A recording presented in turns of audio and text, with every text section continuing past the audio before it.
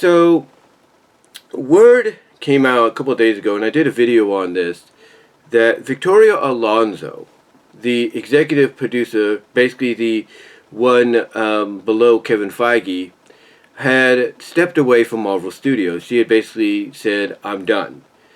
And a lot of people were speculating as to exactly what happened, whether there was bad blood, or she just suddenly decided that she's had enough and she wants to retire or move on to other projects. We weren't really sure. No one was really sure. But recently, one of the VFX artists that worked alongside Victoria when it came to the MCU films and shows, recently on social media came out and basically backed up what a lot of people were hearing as rumors, theories, controversies, and all that when it came to Victoria. And that is the fact that she was indeed toxic. She was overbearing, she was overwhelming, she was very demanding, if not basically very manipulative. And, the way people like Clownfish TV put it when they were reading off the tweets, it almost sounds like, according to this VFX artist that was saying this on social media, it almost sounded like to them that Victoria was, was being manipulative in a capacity that was like, if a VFX artist didn't want to do something a certain way, she'd be like, "Okay, have it your way. It'd just be a shame that Disney can't work with you no more, or any other studio, because I'd have to give you a bad report or bad reference." And the VFX artist is like, okay, we'll do it your way. That's what it make. That's basically how Clownfish TV, that being Geeky Sparkles and Neon, kind of made it sound like, reading off the tweet, that she's basically acting, or she acted like that towards anybody that felt like what she was asking for was too overbearing and demanding to accomplish. She would manipulate them with that kind of, I guess you could say, manipulative speech, if you will, to get them to do exactly what she wanted and stuff like that. Of course, she was also, as I mentioned in my video, and other people have mentioned this, also criticized for the fact that she wanted to get rid of the X-Men name in X-Men because it wasn't diverse enough. Because there are women on the X-Men team, and that she wanted to go from the X-Men to the mutants. And it's like, did she not read any of the X-Men comics? Did she not watch some of the X-Men shows, animated adaptations? There have been female leaders. I mean, does the name Storm not ring a bell? Does the word, does that name not ring a bell? Does the name Rogue not ring a bell? I'm just saying. So, yeah, she came under fire for that, as well as pushing for the fact that she wanted more female representation, in the MCU from a superhero perspective, which, look, I have no problem with that. If you want to do it, go ahead and do it. If you feel like they need to be represented, go ahead and do it. But don't do it because it's part of an agenda. And that's, I think, what a lot of people look at her as well, because of how she was, being portrayed, or acting towards a lot of folks, according to the VFX artist, and probably others that agree with them.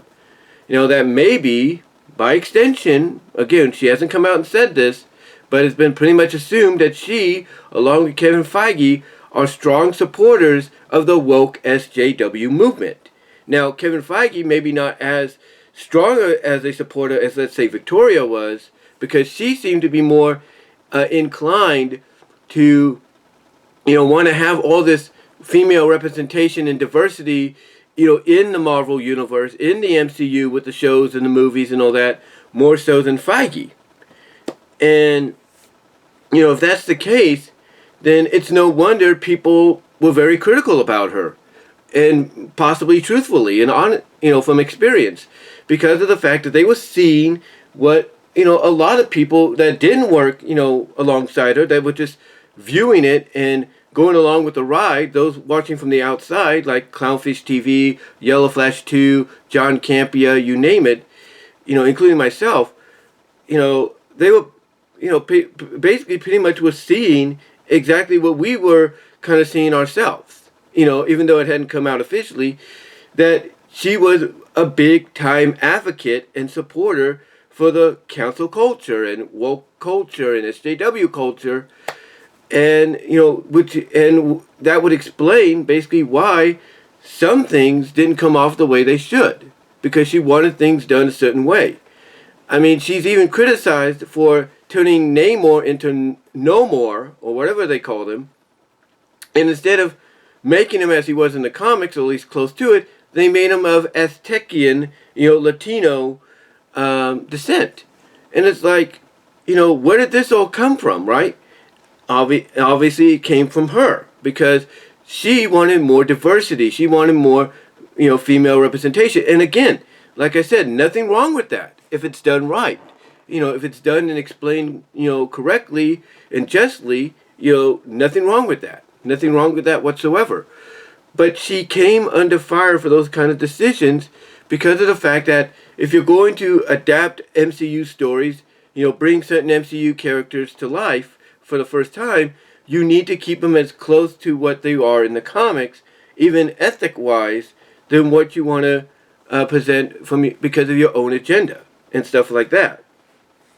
So, she came under criticism for a lot of things, and all of this criticism, again, pretty much made, or I wouldn't say made, but pretty much, I guess, opened the eyes of those that worked alongside her of what people just looking on the outside, looking in, people on the outside, I should say, looking in, were assuming, through speculation and theory, and rumors from those working within, not rumors, but, I guess you could say anonymous reports from those working within Marvel Studios and Disney and all that, that she was exactly what we, pretty much claimed she could be. I'm not saying I claimed it or anything, but, Yellow Flash 2, Clownfish TV, John Campea, Comic Book Cast 2, the list goes on. Pretty much, a lot of the anonymous people behind the scenes that was giving out these reports, or at least these rumors and, eyewitness, I guess you could say, eyewitness theories, because they were there, that she was exactly what we all assumed she, and everybody, I should say, not me, not just me, but everybody, that's been saying it, has been assuming for a while, that she is, a woke culture, cancel culture, SJW advocate, and that she, like others, at the same time, whether it's Netflix, Warner Brothers, Universal, you name it, was using this platform to spread, and, promote this propaganda. And by doing so, it was ruining pretty much, what people enjoyed about the MCU overall. And, obviously, people have to wonder if maybe that's what caused her to exit. That, Kevin Feige, again, as I mentioned, pretty much, he's a supporter of woke culture, cancel culture, SJW and all that. But, but obviously he's not that big of a supporter as she is. You have to wonder if maybe something happened between the two, kind of a blow-up where he's like, hey, I understand where you're coming from, Victoria, but it's ruining our presentation of what fans want. We need to slow down. We need to try to keep things true to what they represent. And maybe she's like, no, we can't. We have to have female representation very strongly. We have to have this. We have to have that. Don't you understand? I don't know. Maybe there was a blow-up. We don't know. We don't know. But, apparently something happened and, that caused her to say, I'm out. I'm done. I'm out of the company. We don't know. We don't know what it could have been, but apparently this VFX artist, along with others, has come out recently since her departure and have said basically what, as I mentioned earlier, a lot of people theorized and speculate and heard from anonymous, people, behind the scenes that worked alongside her, or worked with people that worked alongside her, that she is everything we've been hearing. That she is toxic, she is overbearing, she is overwhelming, she is very demanding, she's very manipulative. And maybe she saw, and you know what, maybe word got to Bob Iger. And Bob Iger, like Kevin Feige, was probably thinking, no, there's no way she could be that. And then when more people came out and probably told him, oh, yes, she is, and he probably saw it maybe with his own eyes, he's like, yep, you're right. She's got to go. Or, again, if more people came out and supported the fact that, yeah, she is everything that we say she is. You know, she is toxic. She's very demanding, very overbearing, very overwhelming. You know, she's very manipulative. I'm sure when more people started to come out towards not just Feige, but mostly Iger's like, okay, if that's the case, I got to talk to her. And maybe when he talked to her to try to smooth things out, maybe that's when she said, okay, fine. You don't want to do things my way? I'm out. I'm done. Adios. Maybe that's what happened. Again, we don't know. We don't know. But apparently, like, you know, Clownfish TV puts it, because Neon and Geeky have worked around and in Disney, you know, during certain PR days, as they call Monday PR days, Disney will basically try to make it feel more softer than what it is. Basically try to make it seem more innocent than what it is by saying, oh yeah, she's gone now, but this is why, and we can't say any more than that, or whatever. Try to make themselves look good. And again, that's nothing, you know, that's nothing uncommon when it comes to any business that tries to make themselves look good during their PR days. You know, they'll say things a certain way just so they don't look bad in the process. But yeah, you know, apparently, you know, this VFX artist, if you will, along with others, you know, since Victoria departed, has said, yeah, she is exactly what, you know, everybody speculated she is. Everybody on YouTube, social media has said, you know, that she is. She is everything they've reported. Toxic, manipulative, overbearing, overwhelming, you know, she's everything. She's all that and more. But the only question is, what led to her exit? Was the fact that she saw the writing on the wall that Disney, through Bob Iger, and by extension Kevin Feige, who, like I said, is a supporter of woke, council, and SJW, but not as much as her, you know, did she see the writing on the wall that they were going to get away from that and try to balance things more out to you know, basically get the MCU, get Marvel back to, you know, what brought it to the dance, what made people enjoy it, you know, every time a new series or a movie, in most cases, came out. You know, did she see that writing on the wall that, you know, her ideas for diversity and female representation and, you know, using these properties to promote the wokeness and the cancel culture and the SJW, you know, was going away? Did she start to see that writing on the wall and be like, well, if they're getting away from that, I'm going to leave and go try to find work elsewhere that, you know, supports my ideas? We don't know. We don't really know. And as I said before, and others have said before, we may never know. We may never, you know, get, you know, the true answer, you know, for at least maybe a couple months, maybe a couple years due to an NDA. We don't know.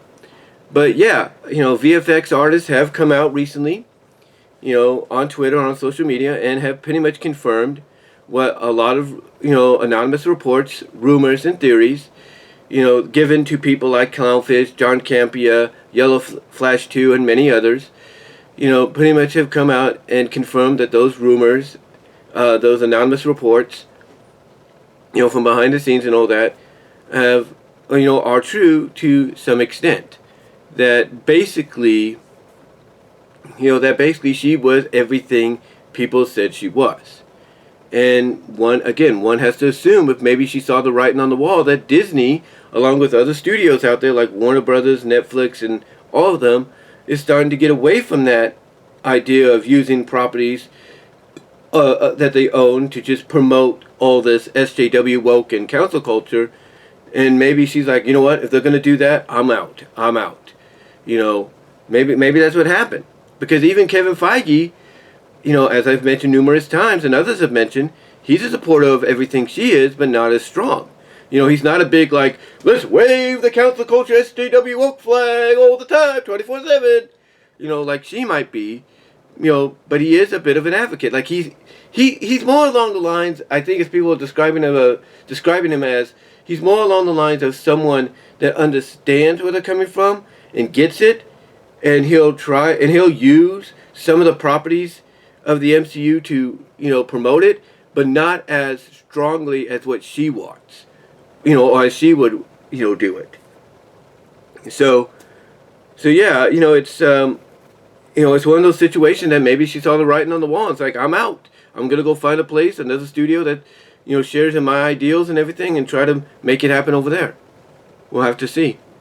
We'll have to see. But, yeah, apparently, those that worked closely with her from the VFX standpoint, along with others, have been coming out lately since, she departed and have confirmed pretty much what people have speculated, it to be the truth. That she is, that she was, I should say, everything people had heard she was anonymously and theorized and speculated on that she was as well.